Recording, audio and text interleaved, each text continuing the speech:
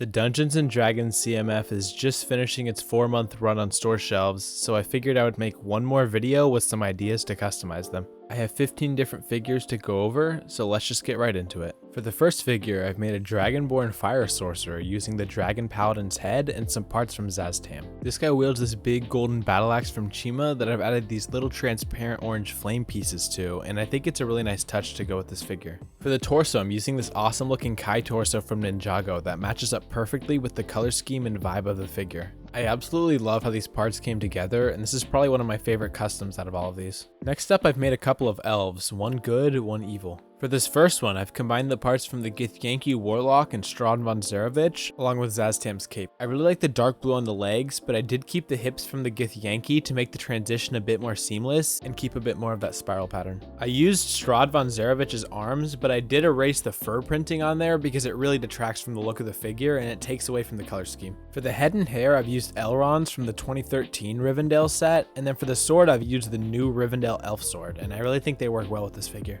Moving on to the evil elf, I've made this dark elf sorcerer. Aside from the cape, this guy only uses parts from the CMF, so he's pretty easy to recreate. His torso and dress are from the Mind Flayer, although I have flipped the torso around. His face is from Zaztam, the hair is from the elf bard, the staff's from the Githyanki Warlock, and the rat comes from Strahd von Zarovich. This cape actually comes from the $90 Lord Kraken Skull figure, but you could just as easily get a $1 one from Capes for Minifigs or just a plain black cape. Overall though, he's a really cool character that shows off some of the mixing and matching you can do with the parts in this CMF. Now if you're anything like me, you probably have some extra Dragon Paladin torsos without the arms, so this is what inspired me to make this figure right here. This is an alchemist that uses the arms and legs from the Githyanki Warlock, the book from Tasha the Witch Queen, and of course the backprint from the Dragon Paladin. These legs especially look good with this figure because they have what looks like magic items printed onto them, and that really fits the look. I've used Mad-Eye Moody's head print along with this white turban and cape to match the torso printing, and all of these give off a sort of crazy alchemist vibe. This is definitely one of my favorites of the characters I've made here. Next up, I've made an orc bard using the torso and cape from the forest druid, the knife from the Githyanki Warlock, and the loot that he stole from the elf bard. I've used the legs, arms, and jaw piece from the Series 24 orc CMF, but I used this more goofy looking face from the Monster Rocker CMF that I think fits him perfectly. I gave him this straw hat because it was one of the only hats that fit with his jaw piece, and I think it works well for a bard. Overall, I like how this character turned out, and I'm definitely going to add him to my orc army. Moving on, I've upgraded a crown knight using the torso and legs from the Dragon Paladin, as well as the dark blue cape and hair from Strahd von Zarovich. One thing you will notice is that I've been using flesh tone heads for these figures just to switch it up a bit from my usual yellow. Let me know your thoughts on what you like to see in the comments though. This figure is a bit more simple in terms of parts usage, but I really think it showcases how well the Dragon Paladin parts can upgrade a figure. I've just given him Aragorn's sword from the Rivendell set and then a basic Crown Knight shield, and I think it really gives him a clean look. For the next minifigure, I've made a Tiefling Ranger using the torso and hips from the Aarakocra, the legs from the Elf Bard, and the femme head and hair from the Tiefling. I absolutely love this torso and leg combo, but I will warn you that the legs from the Elf Bard end up being really loose when you put them on the hips from the Aarakocra. I've given her a longbow, but then I've also equipped her with an axe from Rivendell, and I feel like it gives her a vicious and barbaric sort of vibe that I absolutely adore. Another thing that I want to mention is that I've swapped the arms in this torso to dark green, and I feel like it's a really nice addition that gives it a bit more of a foresty look.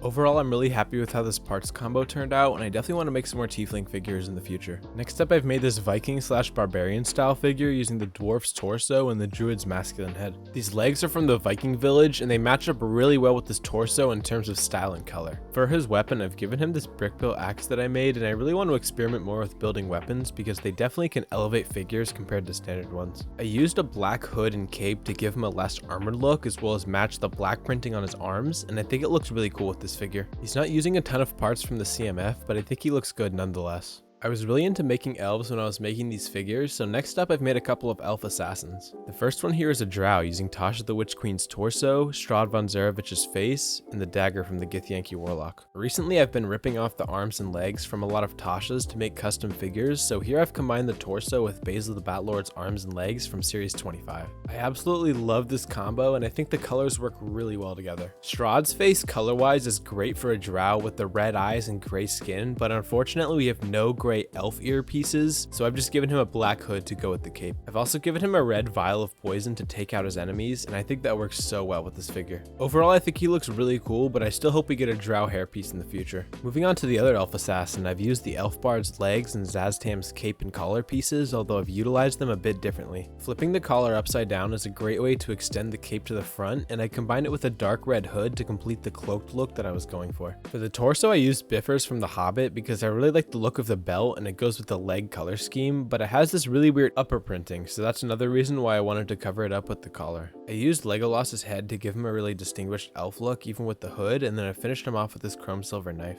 He's a cool figure and I'm really happy with the cape technique that I tried. Next, I've created a knight using the legs and arms from Tasha the Witch Queen along with the femme head print from the Dwarf Barbarian. I swear you can just about add these arms and legs to any dark gray torso and they look amazing. I would definitely recommend picking up more copies of them before the series is discontinued. This torso is from a green dragon knight, but I flipped it around to avoid the double belt look. The weapon is made from the Dwarf Barbarian's axe blade along with some other pearl dark gray parts, and it complements the pearl dark gray shoulder armor and helmet really well. To finish her off, I added a dark green Mando cape and plume to complement the torso, and I think she looks really awesome. She isn't a green dragon per se, but I definitely want to make a green dragon army using some of Tasha's parts in the near future. Moving on, I've created a Valkyrie using the wings from the Aarakocra Ranger and the feminine head from the Forest Druid. I was originally just trying to make a battle angel, but when I found this hairpiece from the Viking ship, I decided to turn her into a Valkyrie. The torso comes from Vitruvius from the Lego movie, and the dress comes from a Princess Leia minifig, and I honestly think they work pretty well together. I've given her this dual molded spear with a gold tip as well as this white and gold shield from Ninjago, and I think they complement the color scheme and look of the figure extremely well. For one of the last figures, we have a rich townsperson using the legs from the Tiefling, the torso from the Elf Bard, as well as the collar and hair from the Dwarf Barbarian. This series is definitely designed to be mixed and matched, and I think this guy is an excellent example of that, using only parts from the CMF aside from the head, which comes from Obi-Wan. The torso and legs definitely give off a fancy vibe, and the gold trimmings really help tie them together. I think they work surprisingly well. For the last two minifigures, I had to figure out a way to use the Lady of Pain's parts. For the first one, I used her headdress and turned her into a mythical centaur of sorts. I used this 2007 fantasy era troll torso because the sand gray matches with her head color, and I added these centaur legs, which I think work pretty well for the figure.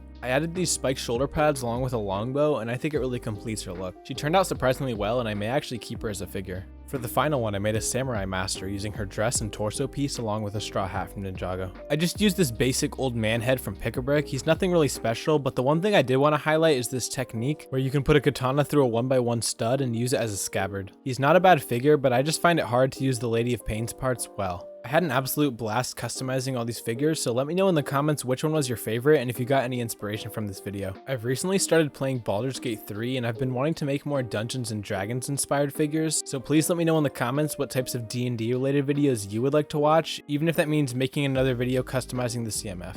If you like LEGO Castle or medieval fantasy, consider subscribing because I make a new video every week. Also, if you want to earn a free $30, sign up to Rakuten using my affiliate link in the description. Good luck finding the last D&D CMF figures that you need, and as always, thank you for watching.